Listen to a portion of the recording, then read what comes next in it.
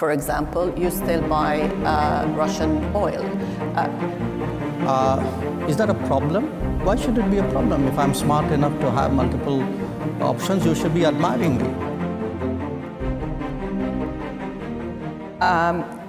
From non-alignment to, I think you may have called it, or somebody else called it, all alignment. So you can pick and choose alliances, but you can also pick and choose topics. On Russia, for example, you still buy Russian oil.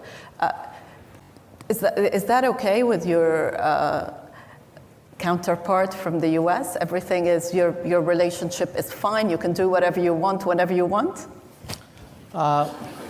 Okay. First of all, I mean, you're sitting next to each other. No. So. First of all, delighted to be here, and I couldn't find a better set of people to be with on the stage. So thank you for whoever put us all together. Your question, do we have multiple options? Answer is yes. Is that a problem? Why should it be a problem? If I'm smart enough to have multiple options, you should be admiring me. You shouldn't be criticizing. Now, is that a problem for other people? I don't think so. I don't think so, certainly in this case and in that case, because look, we try to explain what are the different pulls and pressures which countries have. And it's very hard to have a unidimensional relationship.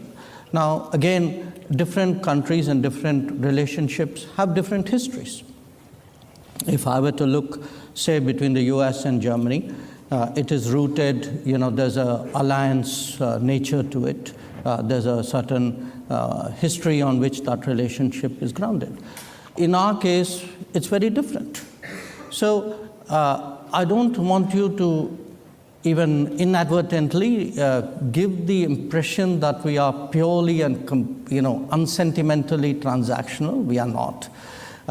We get along with people, we believe in things, we share things, we agree on some things, but there are times when when you're located in different places, have different levels of development, different experiences, all of that gets into it. So life is complicated, life is differentiated, and I think it's very important today not to reduce the entire complexity of our world into very sweeping propositions. Yeah. I think that era is today behind us. Yeah. So I agree very much with what Tony said, which is good partners provide choices. Smart partners take some of those choices. But sometimes there will be choices on which you say, well, I think I'll pass up on that one. It's a very good point, which brings me to the BRICS and the rise of middle powers, because that is one of the shifts that we see today. To what extent do you think that is a challenge to the West, or maybe that can be sort of the bridge, especially in a world where we will see continued competition between the US and China? And I'm going to ask Minister JAISHANKAR first, but I'd love for both of you to come in as well. I thought maybe the BRICS one, you wanted the US. After you, Jai, please. Look, again, I think it's important to go back to how it began. The BRICS started in an era where Western dominance was very strong. The premier gathering of the world was the G7. And you had a number of significant powers in the world who felt that, well, they were not part of the G7, but maybe they also brought value to the table by sitting and discussing with others.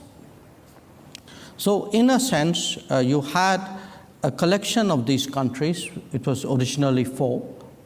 South Africa joined later. If you look at it, it's a very interesting group because it's geographically as disparate as it can be. Yet it is bound by the fact that these discussions we've had over a decade and a half have been very useful for all of us. Now, like any product, you test it in the market at some point. We tested it last year and asked people, so how many of you want to join BRICS? And we got almost 30 countries who were willing to join BRICS. So clearly, if 30 countries saw value in it, there must be something good we've done. So I think it's important today to make a distinction between being non-West and anti-West. I would certainly characterize India as a country which is non-West, but which has an extremely strong relationship with Western countries, getting better by the day.